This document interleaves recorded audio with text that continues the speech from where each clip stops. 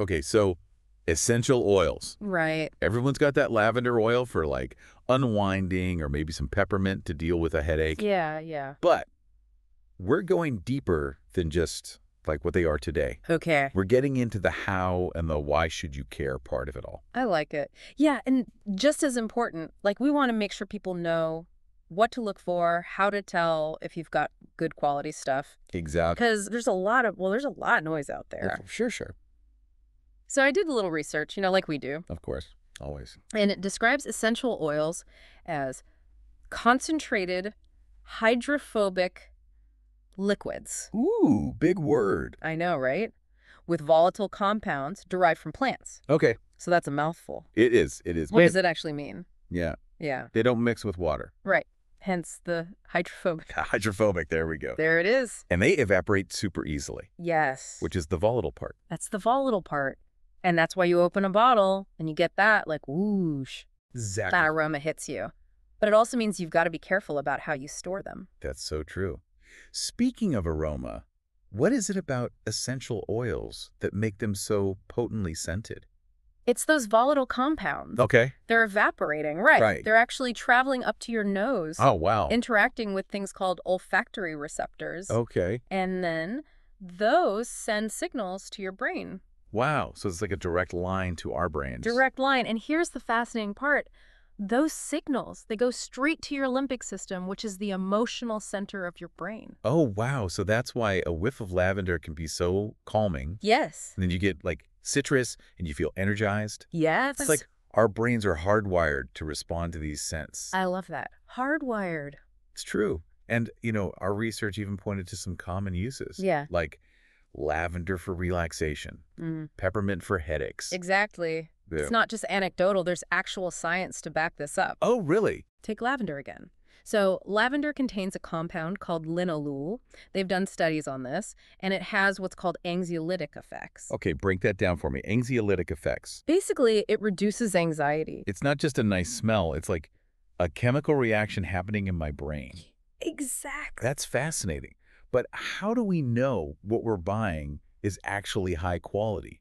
Because the research I did really emphasized finding pure essential oils. 100%. You absolutely have to make quality a priority. You want to look for oils that are labeled as 100% pure, nothing added, no fillers. Okay. And actually, there's a really cool technique called gas chromatography. Oh. And they use that to analyze the chemical composition of essential oils. Oh, wow. It's super precise, and it can even tell you where the plant material came from. It's like a fingerprint for the plants. Exactly, a fingerprint. So you can know if it's truly lavender from Provence, for example. That's incredible. And the research also mentioned freshness. Yes, Why is that so important? because remember, they're volatile. Right, right. Over time, as those compounds evaporate, the oil degrades. So to get the most out of them, make sure they're stored in dark glass bottles. Okay. That helps preserve them. And look for sourcing and production dates. They're like buying produce, Eh. right? We want the fresh stuff. Yes, exactly. Freshly harvested. And speaking of sourcing, your research also touched on something really interesting. The difference between buying from like those multi-level marketing companies versus wholesale. Yes, Tell me you wanted to unpack that. I do, because I was really interested in that. Can you shed some light on that for us? Yeah, so it's no secret that MLMs, those multi-level marketing companies, often have big markups Okay. because they're relying on that whole network of distributors. Right. So those distributors need to make their cut. Yeah. There's nothing wrong with that business model. Right. But you need to be aware of that price difference. You can often find similar, if not better quality oils at a way lower cost if you buy directly from a supplier Oh, wow. or through like a transparent wholesale model. Okay, that's really good to know because I had no idea there could be such a price difference. Oh, yeah. It sounds like it's worth doing a little research. And a little homework, yeah. Okay, so we've covered a lot. Yeah. We talked about what they are, why they smell so good, how to tell if you have good quality, and even how the pricing works. We're on a roll. But before we get too carried away with diffusing every scent under the sun, Right. our research had a strong emphasis on safety. Yes. Very important. What are some of the most important safety tips? Well, dilution is key, especially if you're putting it on your skin. Yep. Think of it this way. A little goes a long way. Okay. You only need a few drops in something called a carrier oil, A carrier oil. Yeah, like jojoba, almond oil, something like that. Okay. It helps to spread it out. That's a good analogy. Yeah. So it's not like, putting on lotion where you're doing a big old dollop. Right, exactly. It's a couple of drops. Exactly. And speaking of potency, you really shouldn't ingest them. Don't swallow essential oils unless you're working with a qualified aromatherapist Right. because they can be toxic. Yeah, I've heard that. Oh. But it's good to reiterate. Right? Oh, yeah. These are powerful plant extracts. We're not Right. talking about just, flavoring for your water bottle here. Exactly. And, another safety tip, keep them away from open flames, heat sources. Oh, right. They're flammable. Of course. See, I forget these things. I just think about the lovely scents. Yeah. But we've got to treat them with respect. Handle with care, store them properly. Cool, dark place. Always a good idea. Always a good idea. It makes me think, too, like, everyone reacts differently. Oh, 100%, yeah. What works for one person? Totally. Your body's different from my body. Exactly. So it's always best to do like a little patch test. Oh, good idea. Yeah, before you go putting it all over. Great. Just to make sure you don't have some reaction. And to be extra cautious. It's always a good idea to talk to your doctor. Oh, for sure. Especially if you're pregnant, nursing, or have any other health concerns. Right. Definitely want to run it by your healthcare provider. Couldn't agree more. So, just to recap our deep dive so far, we've learned that essential oils are these potent little powerhouses packed with these volatile compounds that directly impact our sense of smell. Yeah. And what's so cool, like you were saying, our emotions, too. Direct line to the brain. I know, it's so wild. Love it. We know to prioritize quality, look for signs of freshness, and of course, we're putting safety first.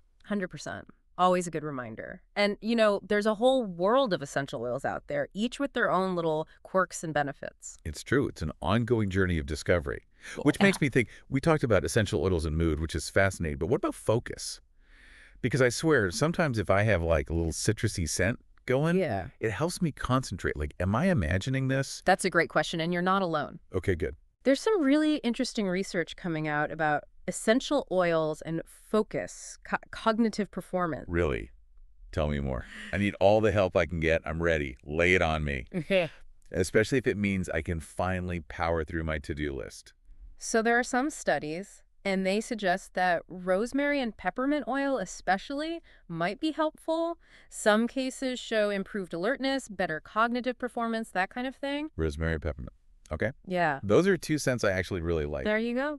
So maybe I'm not imagining things when I have them diffusing in the background while I'm working? It's definitely possible. But of course, it's not like a magic solution. Right. It's more like an extra boost. Along with your other focus strategies. Exactly. Okay, that makes sense. Yeah. Not a magic wand, but hey, a tool in the toolbox. Exactly. Right. Tool in the toolbox. I like that. It's these moments when we uncover these surprising connections Right. between scent and actual science Yeah. that I remember why I love these deep dives. Me too. Me too. It's amazing to look at these ancient practices, but through, modern research. Yeah. And essential oils are kind of perfect for that. Always something new to find out, Right. A new aroma, a new study, a new way to use them. Exactly. It's a journey, right? For our senses, but also our minds. And that's it. Okay, so for anyone listening who's now feeling a little bit inspired, maybe they want to explore essential oils. What's your biggest piece of advice? Start with quality. That's number one. Okay. Always prioritize safety, like we talked about. Right. And don't be afraid to experiment a bit. See what works for you. It's a sensory experience, Have fun with it. I love that. Start with quality, stay safe, and enjoy the journey. That's it. There you have it. Our deep dive into the world of essential oils. We went from the basics, like what even are they, Yeah. to how to find good quality, how to stay safe, Yeah. and even their potential to affect our mood, our focus. I know, right? Hopefully, everyone listening has walked away with a little more appreciation for these potent plant extracts, but also the knowledge they need to use them safely, mindfully. And remember, essential oils, they can be a wonderful addition to your wellness routine, but they're not a cure-all. Always do your research. Okay. Listen to your body. Talk to your doctor if you need to.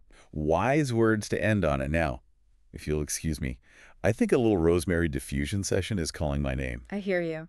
Until next time, happy exploring, everyone.